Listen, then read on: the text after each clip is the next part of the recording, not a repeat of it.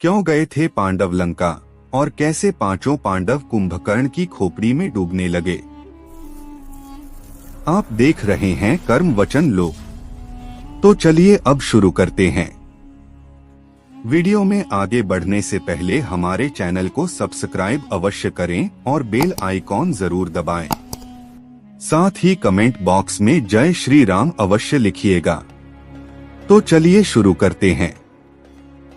यह कथा द्वापर युद्ध के अंतिम चरण की है। जब महाभारत का युद्ध होने वाला था, जिसके चलते कौरव और पांडव अपनी अपनी सेना एकत्रित करने में लगे थे। कौरव और पांडव दोनों पक्ष को सेनाओं की आवश्यकता थी, इसलिए दोनों पक्ष अपने सगे संबंधियों या जानकारों को युद्ध के लिए आमंत्रण भेज रहे थे। एक दिन पांडव अपनी माता कुंती के पास गए, जहां उन्होंने चिंतित होते हुए कहा कि माता, यह युद्ध हम कैसे जीतेंगे, क्योंकि कौरवों के पास सेना की तादाद ज्यादा है। तभी माता कुंती पांडवों को सेना के लिए दक्षिण दिशा में जाने की बात कहती है, जहां पर मौजूद थी लंका। पांचों पांडव माता कुंती से आज्ञा लेकर लंका के लिए निकल गए। रास्ते में उन्होंने भगवान शिव के दर्शन किए। लंका तक जाने का इकलौता मार्ग था राम सेतु, जो कि उस समय टूटा हुआ था। इसलिए लंका जाने के लिए उस क्षेत्र के लोग राम सेतु की मरम्मत किया करते थे। उसी सेतु के माध्यम से पांडव लंका पहुंचे। तब उन्होंने वहां पहुंचकर माता मंदोदरी से भेंट की।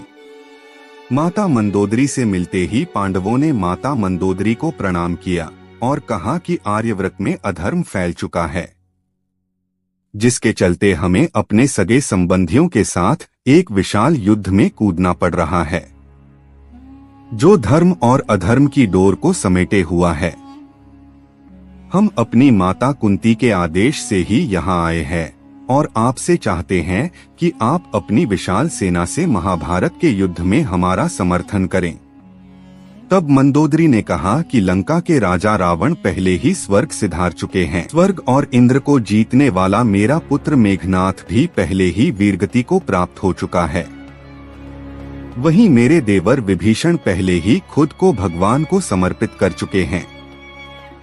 इसलिए हम आपकी ज्यादा सहायता नहीं कर सकते हैं, लेकिन हाँ, लंका के कुछ सैनिक जरूर आपको दे सकते हैं। लंका की सेना का साथ सुनकर युधिष्ठिर को खुशी हुई। वहीं रात होने की वजह से पांडवों ने लंका में ही निवास किया। सुबह मंदोदरी ने पांचों पांडवों को स्नान के लिए भेजा। पांचों पांडव स्नान के लिए सरोवर की तलाश में निकल पड़े। तभी उन्हें एक सरोवर दिखा, लेकिन आपको बता दें कि वो सरोवर नहीं बल्कि कुंभकर्ण की खोपड़ी थी। जैसे ही पांचों पांडव स्नान के लिए खोपड़ी में उतरे तो पांचों उस सरोवर में डूबने लगे। उन्हें कुछ समझ नहीं आ रहा था कि आखिरकार उनके साथ ऐसा क्यों हो रहा है। तभी वहां मौजूद एक ग्वाले ने पांडवों को खोपड़ी में डूबते देखा और यह बात जाकर माता मंदोदरी को बताई। मंदोदरी पांडवों की मदद के लिए सरोवर पहुंची। उन्होंने खोपड़ी को उल्टा किया और पांडवों को डूबने से बचाया। पांडवों ने माता मंदोदरी से पूछा कि आपने सरोवर को कैसे उल्टा किया। तभी माता मंदोदरी बताती है कि सरोवर नहीं बल्कि मेरे देवर कुंभकर्ण की खोपड़ी है। यह सब सुनते ही पांचों पांडव एक पल के लिए हैरान रह गए। इसी के साथ माता मंदोदरी ने पांडवों को रावण की कथा भी सुनाई कि कैसे वो अधर्म के मार्ग पर चलते हुए भगवान श्री राम के हाथों मारे गए। मंदोदरी ने पांडवों को कहा कि अगर तुम धर्म के साथ हो तो निश्चय ही जीत तुम्हारी होगी। तुम्हारी सेना बड़ी हो या छोटी, उससे कोई भी फर्क नहीं पड़ता। और इस तरह पांचों पांडवों को माता मंदोदरी से एक सीख मिली। अगर आपको ये महत्वपूर्ण जानकारी अच्छी लगी हो तो प्लीज लाइक करें और हमारे चैनल को सब्सक्राइब करें, ताकि ऐसी ही रोचक जानकारी आपको मिलती रहे।